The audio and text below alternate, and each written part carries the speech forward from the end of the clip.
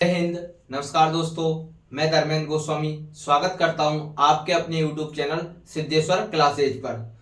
तो दोस्तों, कई दिनों से हम साइंस की क्लासें नहीं लेके आ पा रहे थे, कुछ न कुछ उसमें कारण बन रहा था। तो अब उन सब कारणों को दूर करते हुए आज पुनः मैं अपनी क्लास लेकर के आया हूं जो साइंस से रिलेटेड है। और जो आज का जो टॉपिक होने वाला वो वेरी इंपोर्टेंट टॉपिक है। और मैं इसके साथ जोड़ना चाहूंगा, ये जो टॉपिक है कहाँ कहाँ उपयोगी होने वाला, मतलब कि इससे संबंधित क्वेश्चन कौन कौन से एग्जाम में आते हैं। तो मैं आपको दोहराना चाहूंगा, रीट में मस्ट कम से कम यहाँ से एक क्वेश्चन तो मिलेगा ही सही। रीट का चाहे आप प्री का एग्जाम ले लें या मेंस का एग्जाम ले लें, ठीक है। इसके अलावा आप सेकंड ग्रेड में भी इसके क्वेश्चन देख सकते हैं। पुनः दोहराना चाहूंगा, पुलिस में, पटवारी में, मतलब जनरल साइंस जहां जहां आती है वहां वहां इसके क्वेश्चन इस टॉपिक से आपको रिलेटेड मिल जाएंगे। तो इसकी कम से कम मैं 2 से 3 क्लासें बनाने की पूरे प्रयास करूंगा। आज की जो पहली क्लास है वो वेरी इंपोर्टेंट है, क्योंकि यहीं से आपका बेस कंप्लीट होने वाला है। और यहां से ही लगभग मतलब कि 60 से 70% भाग तो इसी क्लास से मैं आपको आज प्रिपेयर कर दूंगा, कंप्लीट करा दूंगा, ठीक है। क्योंकि मैं शॉर्ट एंड स्वीट लेके आता हूं, इंपोर्टेंट फैक्ट वही लेके आता हूं जो जहां से क्वेश्चन डायरेक्टली एग्जाम में आता है और पूछा जाएगा, ठीक है। और अन्यथा फैक्ट में थ्योरियां लेकर के नहीं आता हूं, क्योंकि थ्योरी को खूब पढ़ा जाता है, ठीक है, पर याद पता नहीं क्या रहता है। इसलिए उस थ्योरी में से इंपोर्टेंट क्वेश्चन डायरेक्टली आपके लिए निकाल करके मैं देने की कोशिश करता हूं। तो अगर मान लो ये मेहनत मैं बाद में कहूंगा, अगर पसंद आए तो अपने सपोर्ट करना, कहने का तात्पर्य आप चाहो तो मतलब शेयर कर सकते हो। दूसरी बात, आप मतलब कि जितना हो सके हमें प्रोत्साहन दे सकते हो, ठीक है। तो इसी के साथ मतलब ज्यादा लंबी का भूमिका ना बांधते हुए मैं अपनी क्लास को शुरू करता हूं, ठीक है। तो आज का जो टॉपिक है वो होने वाला है हमारा ब्लड, रक्त से संबंधित है, ठीक है। तो यहां पर जो हम ब्लड पढ़ने वाले हैं, ब्लड उसको हम अकॉर्डिंग टू मतलब कि मेमल्स नहीं, अपने इंसान से संबंधित, मानव से संबंधित ब्लड वाला टॉपिक ले रहे हैं, ठीक है ना। ऐसा नहीं है कि और भी जंतुओं से संबंधित इसको जोड़ करके हम पढ़ने वाले, ठीक। क्योंकि देखो, जब मैं साइंस 11th-12th में बायोलॉजी पढ़ाता हूं बच्चों को, तो वहां पर मतलब देखो केंचुए, कॉकरोच, ईटीसी, तो उनका जो कॉन्सेप्ट है वो कुछ अलग हो जाता है। यहाँ हम कंपटीशन देखने वाले हैं, कंपटीशन को लेकर के लेने वाले हैं। तो ये मानव रिलेटेड है, ठीक है ना, मानव से रिलेटेड है। इसलिए आप ये मस्ट ध्यान रखें, हम किसको बेस बनाकर चल रहे हैं, मानव रक्त को, ठीक है। तो इसी के साथ मैं शुरू करता हूं। तो जो रक्त का अध्ययन है वो किसमें करते हैं दोस्तों, हिमेटोलॉजी में, ठीक है। यहां से हम मतलब कि मैं शुरू करता हूं, आपको जो मोस्ट चीजें वो आपको यहां से कंप्लीट हो जाएंगी, ठीक है। तो जो रक्त का अध्ययन है वो कौन से किसमें किया जाता है दोस्तों, हिमेटोलॉजी, मतलब विज्ञान की वह शाखा जिसमें रक्त का अध्ययन किया जाता है वो क्या कहलाती है दोस्तों, हिमेटोलॉजी कहलाती है। ये इसकी मतलब इतनी लंबी चौड़ी थ्योरी हो गई। फिर पूछा जाता है अगला क्वेश्चन जो है, रक्त का पीएच मान क्या होता है। तो ये भी एक मस्ट क्वेश्चन है, जैसे कि एनटीपीसी के एग्जाम उसमें मतलब कि जनरल साइंस बहुत अच्छी वाली आती है, ठीक है। एसएससी वगैरह के इनमें भी जनरल साइंस आती है, वहां भी ये इंपोर्टेंट होने वाला टॉपिक। इनके सिलेबस में जनरल साइंस दे रखा है और ब्लड से संबंधित क्वेश्चन आते हैं, ठीक है। तो इस बात का जरूर ध्यान रखें बच्चों। फिर अगला आता है देखो पीएच मान। पीएच मान जो होता है इसका कितना होता है, 7.4, हल्का क्षारीय नमकीन टेस्ट होता है। कभी कभी आपको मतलब कि बहुत सारी बार ये देखने को सुनने को मिला होगा, किसी किसी को मतलब कि ना ब्लड मतलब कि ब्लड पीने तक को मतलब कि कहने का मतलब कि जो मांसाहारी लोग हो जाते हैं तो उनको लत सी लग जाती है ब्लड की भी, ठीक है। मैंने कई ट्राइबल्स जो ग्रुप होते हैं ट्राइबल्स वाले, ठीक है, जो क्या नाम से मतलब दक्षिणी अफ्रीका, ईटीसी जंगलों में इनमें पाए जाते हैं ना, वो ब्लड को पीते हैं। क्यों? क्योंकि इसका जो टेस्ट है हल्का कैसा होता है, क्षारीय नमकीन होता है, ठीक है, इसलिए।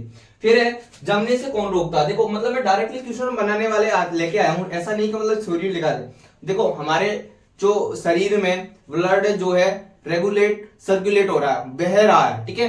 तो ये क्वेश्चन बन सकता है, इसको मतलब कि जो सर्कुलेट हो रहा है तो इसको जम भी तो सकता है, जमता क्यों नहीं है। तो इसके लिए एक मतलब हमारे शरीर में हिपेरिन नाम से जो चीज पाई जाती है वो हमारे रक्त को जमने से रोकती है, हिपेरिन, ठीक है।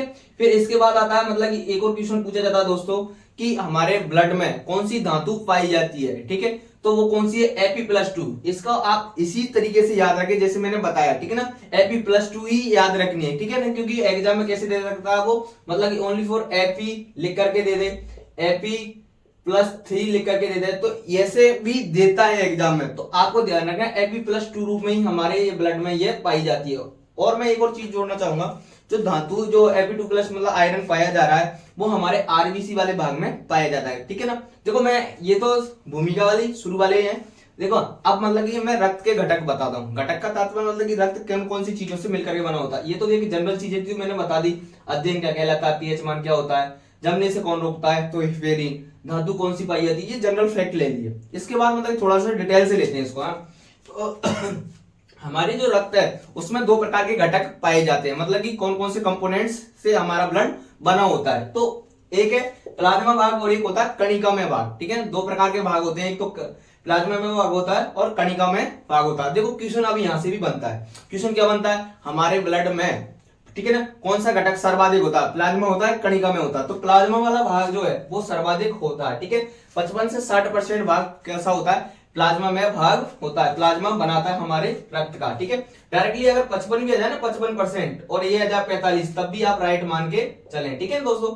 अगर मान लो ये पूछ ले आपसे, इसको 45 दे और इसको 55 दे, तब भी ये सही होता। मैं एवरेज लेकर के आया हूं 55 से 60, 40 से 45, ठीक है। तो आप इसमें कंफ्यूज ना हो। 55 से अगर इसको 55% दे और इधर आपने 45 पढ़ा है तो वो भी सही है, ठीक है। मैं एवरेज लेके आया हूं।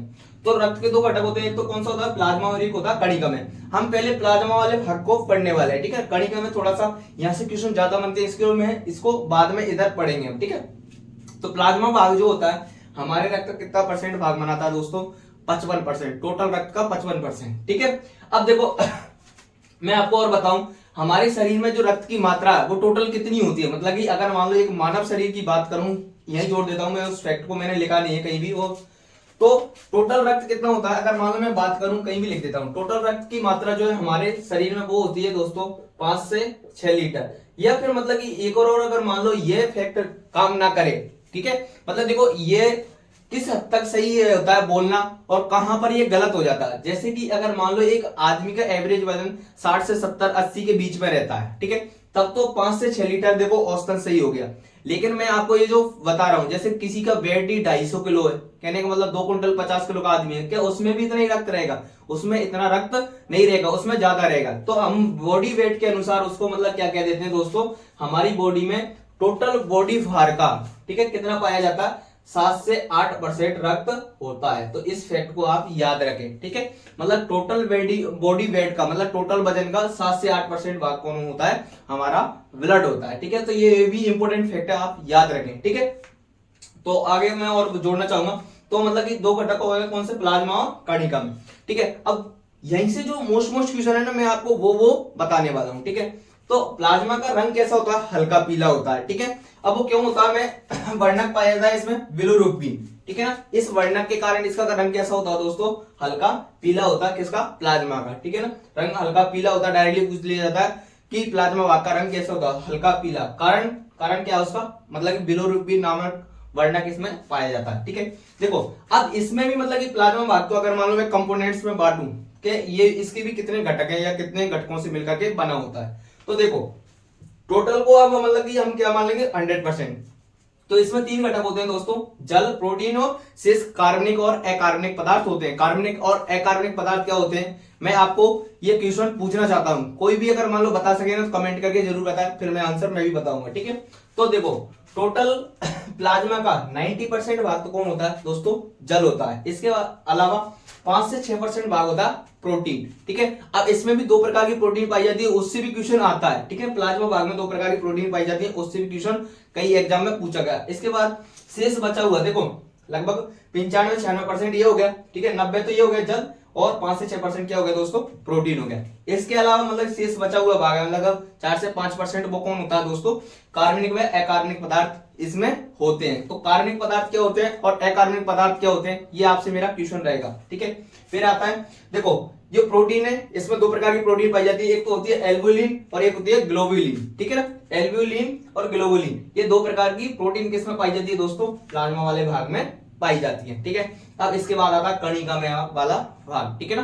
तो इसमें 3 प्रकार की कणिकाएं पाई जाती हैं, ठीक है। तो वो कौन कौन सी होती हैं, आरबीसी, डब्ल्यूबीसी और प्लेटलेट्स।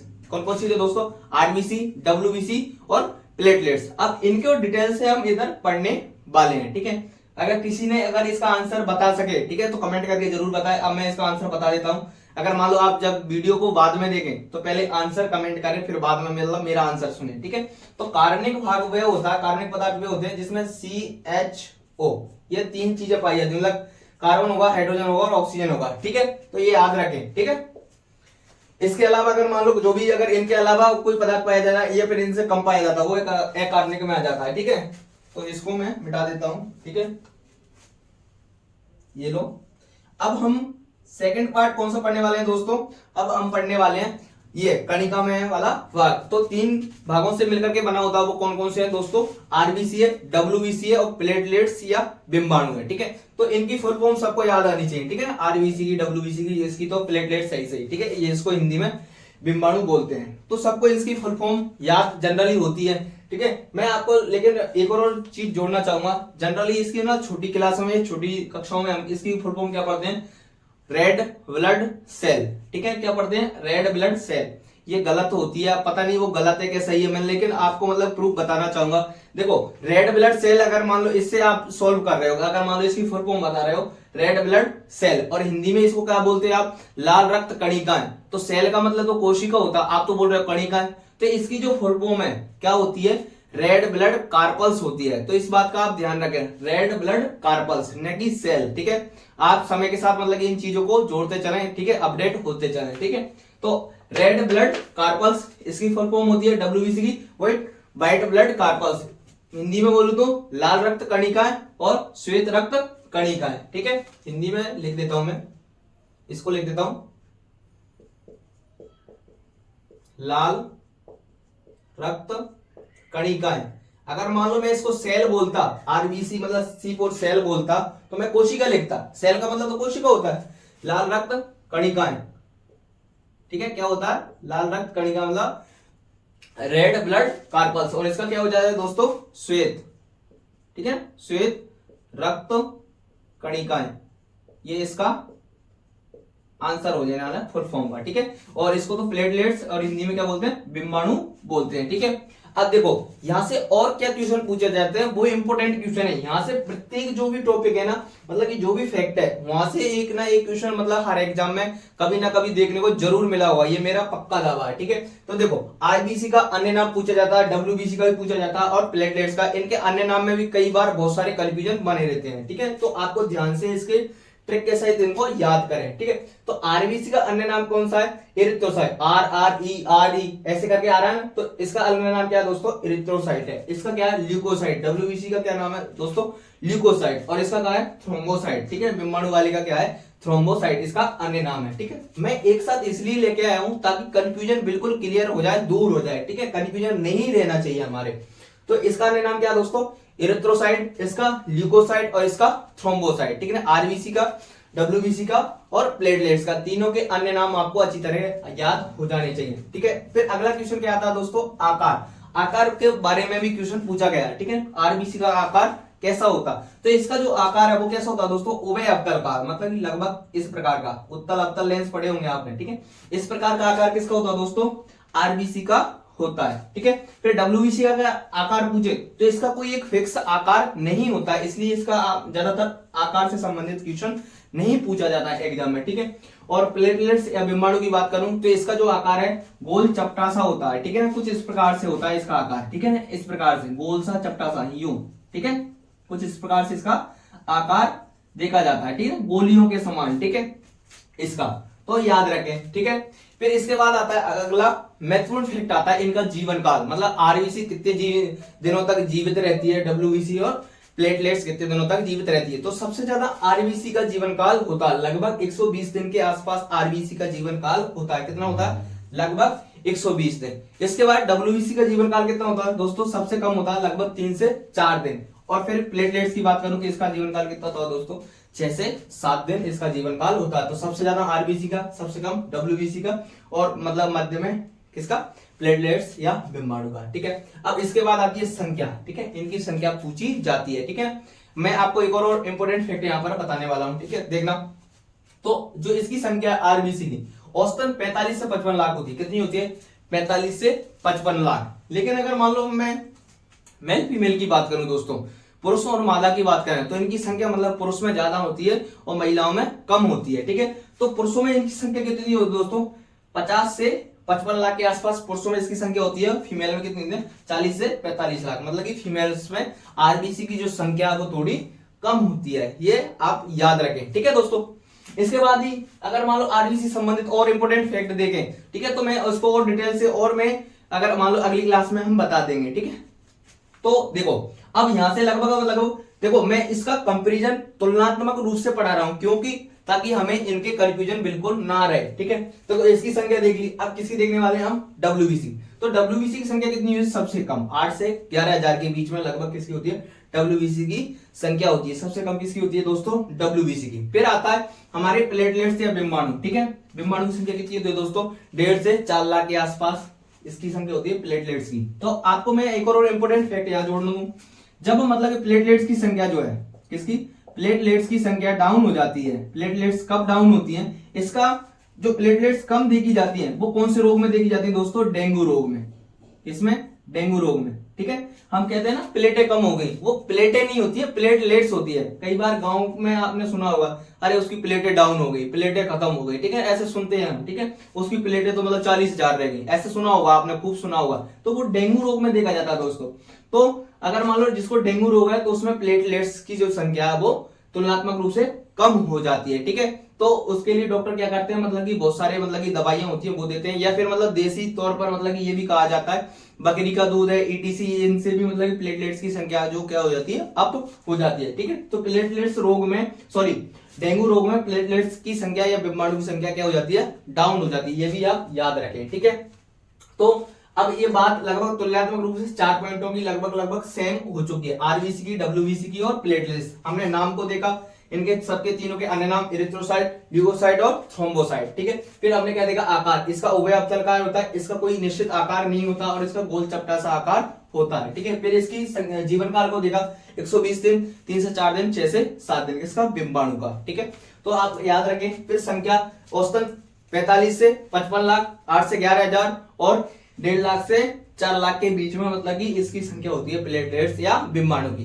अब इसके बाद जो इंपोर्टेंट फैक्ट है वो भी मैं आपको यही बताने वाला हूं। ठीक है, तो इंपोर्टेंट फैक्ट क्या आते हैं, देखो स्तनधारी मतलब मेमल्स, हम कुछ भी किस में आते हैं, स्तनधारी मेमल्स में आते हैं। ठीक है, स्तनधारी किसे कहते हैं, जो जीव अपने बच्चों को स्तनपान कराते हैं। ठीक है ना, दुग्धपान कराते हैं, उनको हम स्तनधारी की कैटेगरी में रखते हैं। तो मनुष्य भी स्तनधारी की कैटेगरी में ही आता है। ठीक है, तो सामान्यतः जितने भी स्तनधारी होते हैं उन सब में आरबीसी में केंद्रक नहीं पाया जाता है। ठीक है, उन सबके आरबीसी में केंद्रक अनुपस्थित होता है। लेकिन अपवाद, ठीक है, देखो जो लामा और ऊंट है ये भी स्तनधारी है। ठीक है, ये भी अपने बच्चों को स्तनपान कराता है, लेकिन इनकी आरबीसी में केंद्रक पाया जाता है। इसलिए अपवाद स्वरूप पूछा जाता है कि ऐसे कौन से दो जीव हैं, दो जीव या कोई दूसरे तरीके से क्वेश्चन आ जाता है कि निम्न में से कौन से जीव के आरबीसी में केंद्रक पाया जाता है। तो ऑप्शन में फिर ऊंट या लामा हो, आप उसको टिक करके आना है। ठीक है दोस्तों, फिर आता है इससे संबंधित रोग। ठीक है, आरबीसी से संबंधित या ब्लड से संबंधित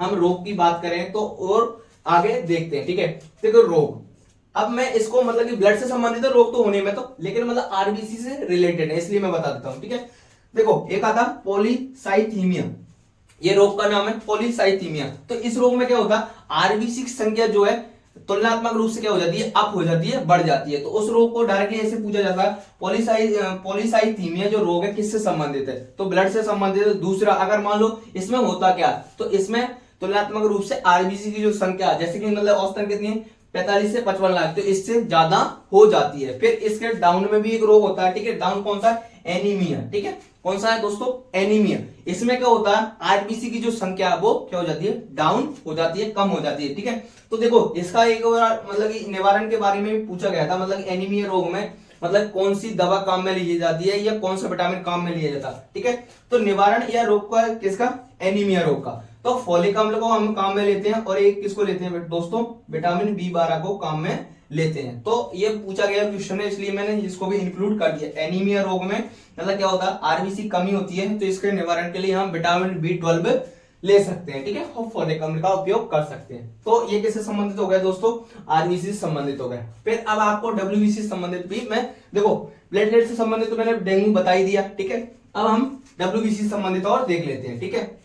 तो WBC संबंधित जो रोग है वो कौन सा है, देखो सामान्यतः संक्रमण के समय मतलब कि WBC की संख्या में क्या हो जाती है, बढ़ोतरी हो जाती है, ठीक है। क्या देखा जाता है जनरली, क्या अगर मान लो हम इन्फेक्टेड हो रहे हैं तो मतलब WBC की संख्या क्या हो जाती है, बढ़ जाती है। लेकिन जब कभी अगर मान लो हम देखें अनियमित रूप से अगर मान लो अगर हम देखें कि इसकी संख्या में बहुत ज्यादा वृद्धि हो जाए, बहुत ज्यादा क्या हो जाए, बढ़ने लगे, क्या WBC की मात्रा जो है बहुत ज्यादा बढ़ने लगे, तो वहां पर एक रोग हो जाता है। उस रोग का नाम क्या है दोस्तों, ल्यूकेमिया। क्या नाम है उसका, ल्यूकेमिया।